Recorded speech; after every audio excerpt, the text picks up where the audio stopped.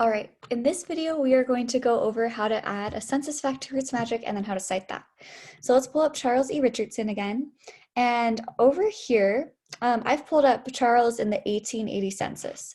So this is on Ancestry, and over here we have like a transcript, just a brief way to see everything on the document.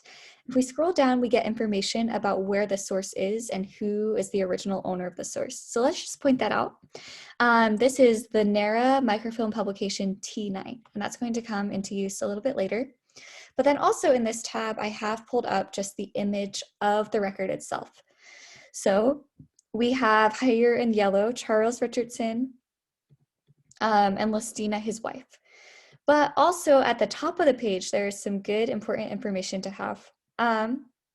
So we have that they were living in Winchendon, Worcester, Massachusetts, and that this census was enumerated on the 16th day of June, 1880.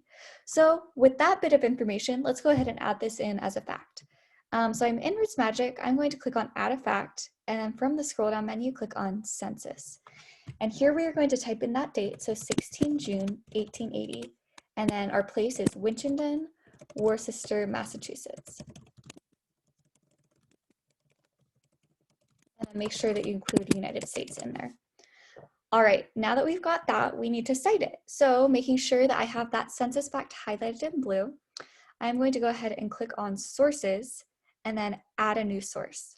From here, I'm going to scroll down to Census, and Roots Magic has all sorts of census templates for the US. The one we are going to use and the one that you should be using for the class is Census US Federal Online Images.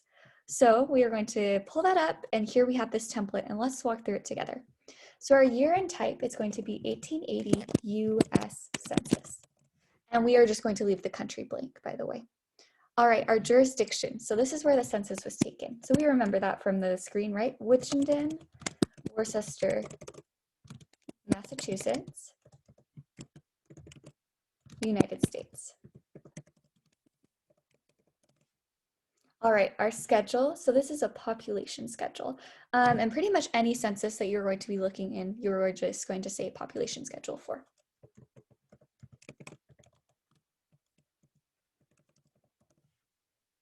All right, item type. This is a digital image. So we are just going to put in digital image. And I got this census from Ancestry. So we will do ancestry.com. If you found your census on Family Search, then put that in, or Find My Past, whatever it may be. All right, now our URL, so we are just going to go back here and pick up the URL from the census and then plug that into our citation. All right, next is asking for the credit line. So remember how I pointed out NARA earlier? That stands for National Archives and Records Administration, and that is who owns these censuses. So we want to make sure that we cite them. So we are going to put in NARA, and then we are going to put in the specific role that it comes on. So that's the T9 that we have right here. So hopefully you can see that. We are going to go ahead and go back in and type in NARA T9.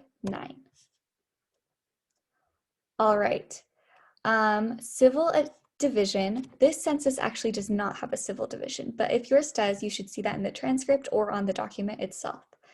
Next, we are going to do our enumeration district. So let's go back on here. Let's go back to the image of the census. And here in this top corner, you can see enumeration district number 872. So we are going to go ahead and put that in, 872. All right, next is asking for our page ID. So we are back here, and look, we can see right here, page number 35. So in the template, I'm going to put in P35. All right, now it's asking for the household ID. So you probably remember this from class, but each household is given a different dwelling and household number on the census.